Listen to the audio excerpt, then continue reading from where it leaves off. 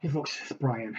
We just finished up playing another session of RQG. We're playing in Glorantha with my Chronicles of Carreen campaign, which chapter 3, which we're in now, Cavern Crawl, wasn't, well, it has the potential to get really, really long.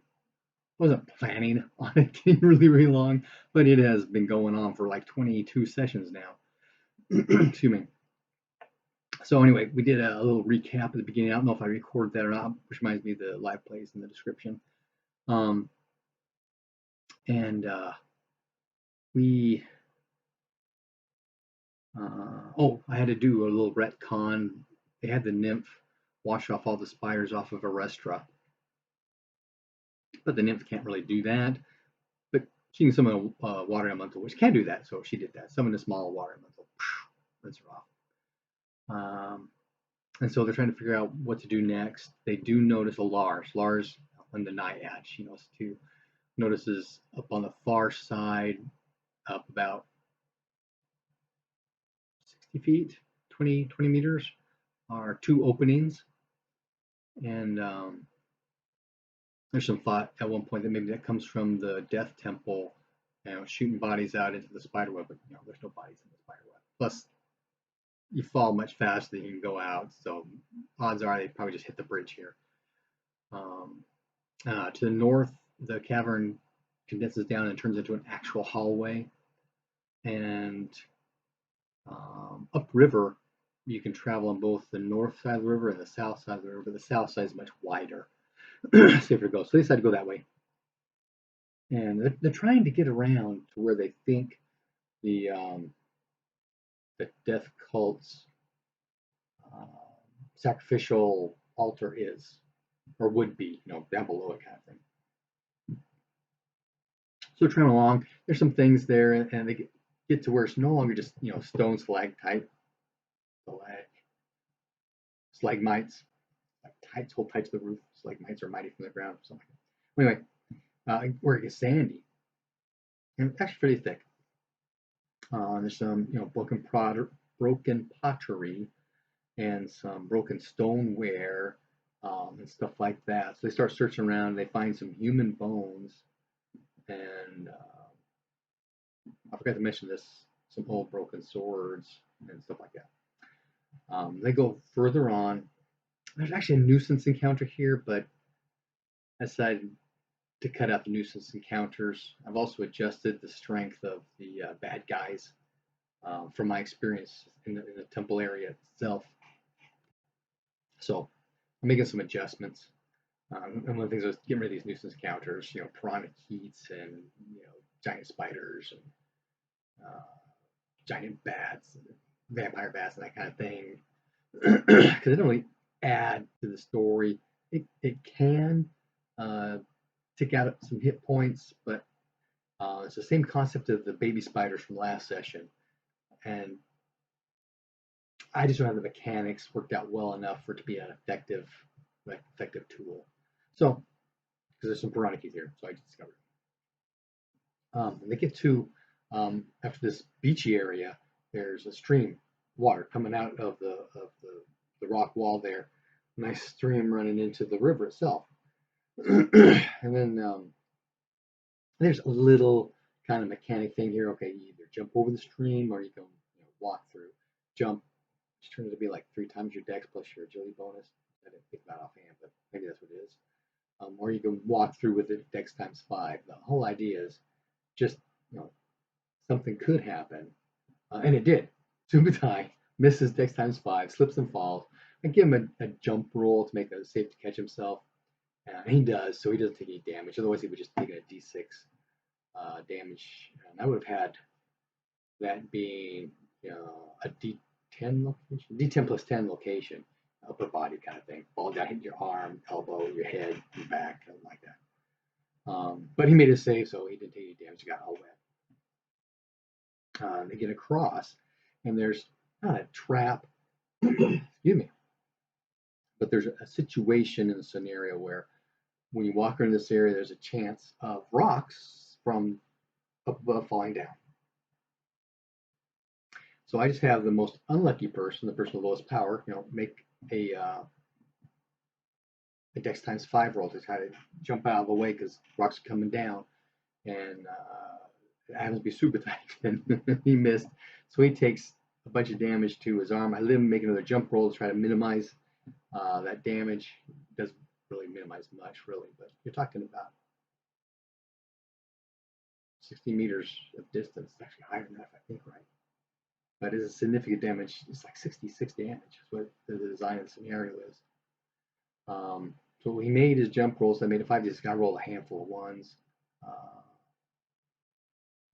2 ones, a 2, a 3, and a 4, I think it was, something like that. But it turned out to be 11 points of damage total. He's got 3 points of armor there, so that's 8 points of damage to his arm. His arm's got 5 hit points, so he's at -3. And so everybody else kind of scattered. Okay, let's get him somewhere safe where there's not falling down. Arrestra's looking up. She's concerned there might be somebody up there actually pushing stuff off. They did notice earlier that as they were moving along the riverbank, that up above them was a rope bridge, which was one of the rope bridges that they crossed when they got to the temple area before they got to the stairs. And so, maybe there's somebody else up there, somebody else happened in and got the rocks down, but that didn't happen. So they get there, we do a little heal session on Supatai with the amulet and one of the power storage crystals. And also, while this is going on, everybody's not involved with that. Get some scan rolls, and there's a structure on the other side of the river, the far end, kind of onion-shaped. Engular sends the Naiad across to go check it out. Well, after that occurs, I figure, okay, it's time for a random encounter kind of roll, and I roll, and it's a party of Dragonoots. There's a beaked Dragonoot and 3 crested Dragonoots. So their heads pop up out of the water, and they slowly, people start freaking out, draw weapons and that kind of stuff, and they climb up out. And Otto tries to speak with them. He was using Storm Speech, but they don't understand Storm Speech, and they can't really. These guys cannot communicate with normal humans anyway. So there's some of this whole, hand and arm signals kind of thing. He points over to the onion-shaped building. He does his little cross-arm things, and then he looks at them. And he starts making, a death rune, or no darkness rune, but darkness rune, chaos rune, because he's trying to figure out if these guys are cultists, because they don't smell like the death cultists. And there's some hand and arm skill stuff that goes on back and forth. They bring the Naiad back. The Dragonoots go back in the water and take off back upstream the way they had come. And the Naiad talks about how it's made out of river stone and moss and mud. There's a spear out front jammed down into the sand that's got a human skull on it with a number of runes on it, 3 of which you recognize: death, darkness, and chaos. And so Angular decides that he's going to go ahead and cross over and check that out. So he does a swim. He invokes his water rune to give him a bonus to a swim. Plus, there's the water elemental kind of helping along. But again, this is freezing cold water, so he takes a point of damage. When he climbs off the other side, he takes a point of damage. And he goes and he checks it out. Goes to look inside. Now, there is light from the party still. They got a torch and a lantern.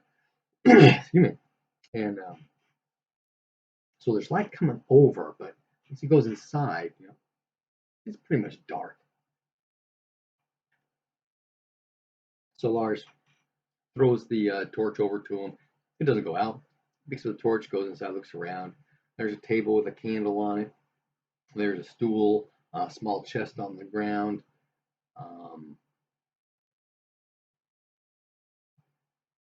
But that's all he sees. So he decides to light the candle. So he does. He lights the candle, and this candle is a printing magic of some kind, because when it lights up the whole room. It's not just a candle bright, right?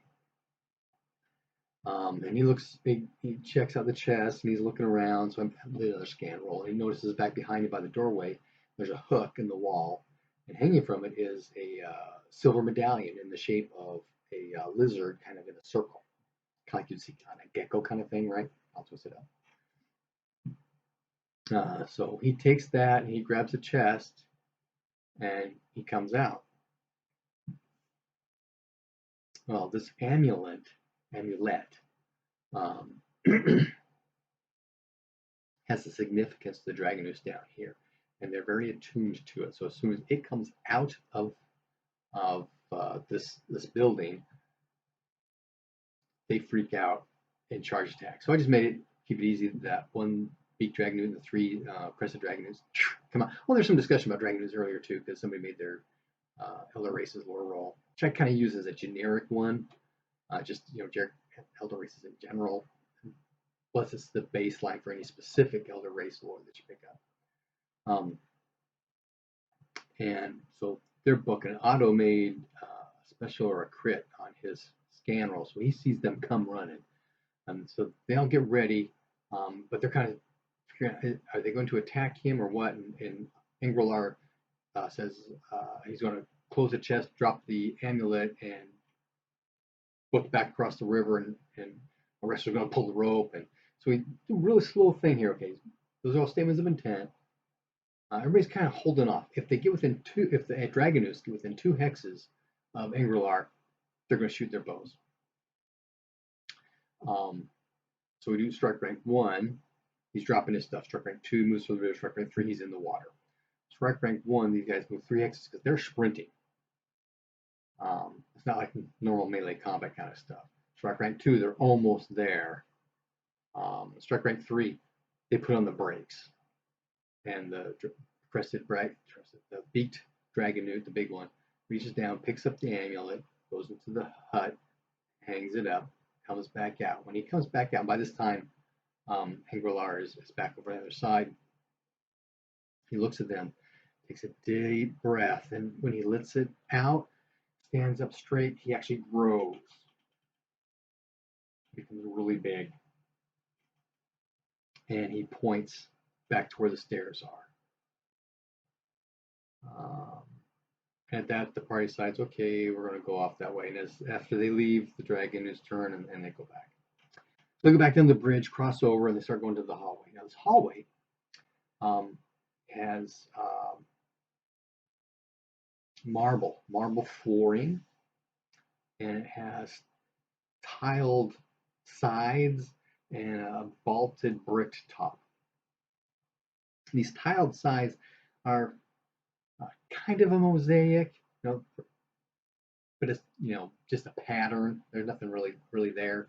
But in a 5 foot by 5 foot section, right, dang mab in the middle is a human skull, and there is a pale green light coming out of the eye sockets. And so they start freaking out. What are we going to do? And they say, oh, let's try and shoot one of them. So Subutai sits back. I should give him a plus 40. Now I think back, because it's not a moving target. But it's an aim shot, so it's half percentage. That brings up the question, do you add the 40 before or after? For this kind of thing, I would add the 40 after. First 2 shots missed, third one hit. Right into the skull. But nothing happens. So Lars takes a spear, and he's trying to attack one of the skulls right here. And I'm trying to figure out what he's trying to get to, because I'm saying, okay, use a spear, crash that skull, and try and take it out, kind of thing, or try and pry it. That's the first thing. He was going to use a spear to try to pry it out. Not happening. It's not prying out. But he didn't want to have to roll the hit or anything, so he puts the spear, point up against the side of the skull, and then takes one of the torches. Tap, tap, tap, tap, tap, tap, tap. Yeah, it goes in, maybe an inch. But he's got a really high strength, and so when he pushes in, there's the skull apart right off the wall, kind of thing. But he wants to look and see what's causing this light to occur, and there's nothing there that would cause the light to occur. The skull, where the behind the jawbone where the throat would be, and that kind of stuff, is all this kind of cement kind of thing. And in the brain cavity, of the skull is all this cement kind of stuff. And then there's the ridge of the bones from the skull, the brain cavity, the jaw, that kind of thing's all right there sticking out. It's broken off. So there's some discussion on what we're going to do, and they decide Arrester's going to go down one side and Large's going down the other, and they're just going to hit it with, axe and their sword, busting them as they go down. See if anything happens when they destroy them other than the lights going out. Now, I did miss a part. When Arrestra got there, before they did anything, she wanted to step in carefully to see if anything happened. I asked her what her power was, and I had her make a power roll. She rolled a 91. It was just to make attention kind of thing. There was nothing really happening, but it was kind of fun.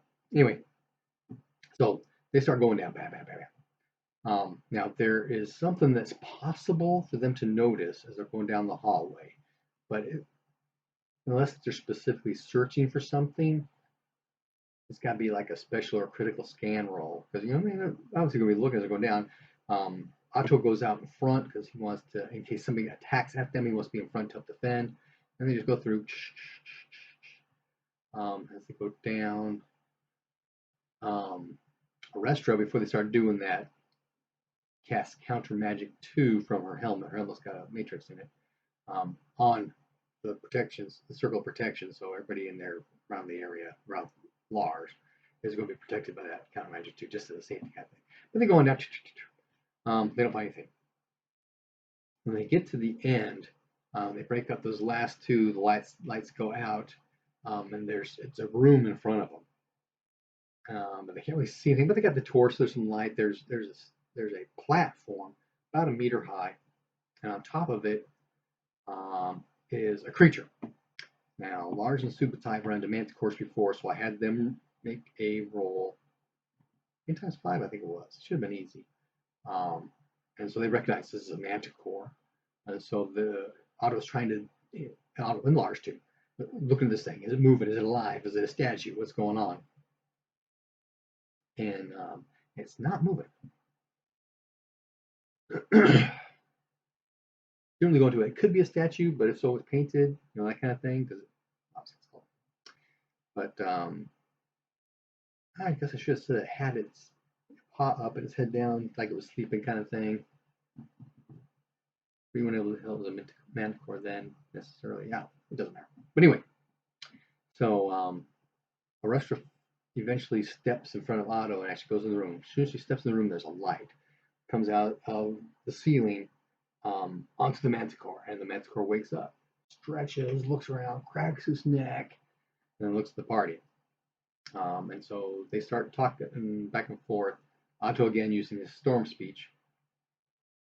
It's a very special Manticore, and it can understand every language.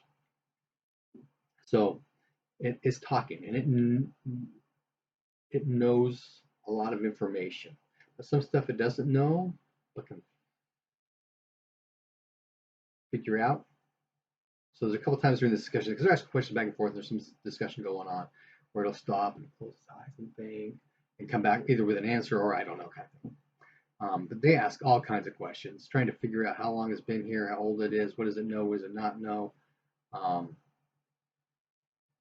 There are some things I felt the Manticore would simply know, so I didn't have to make any rolls to see if it knew it or not.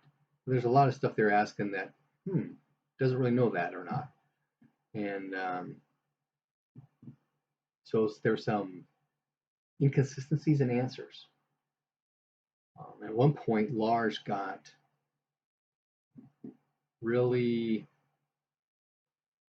concerned, shocked, scared about how old this thing may actually be. And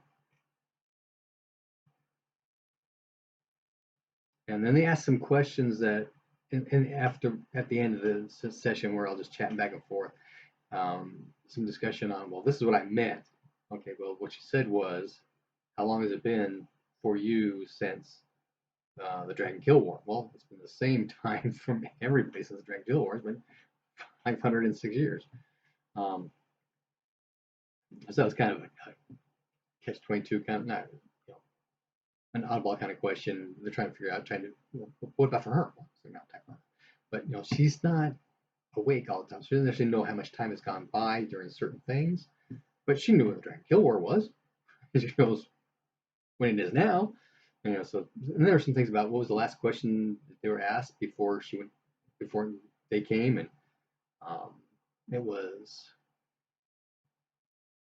how soon will they get here? I believe is what it was, something along those lines. And so the question was, okay, who is they? And the answer was the men from Whitewall. And so they're trying to figure some stuff out with that. But that's simply how the session ended. The questions to the Manticore. They did ask at the very end if she could teach. And she said that is possible. And so they're all concerned, freaking out, worried, and they're going to spend.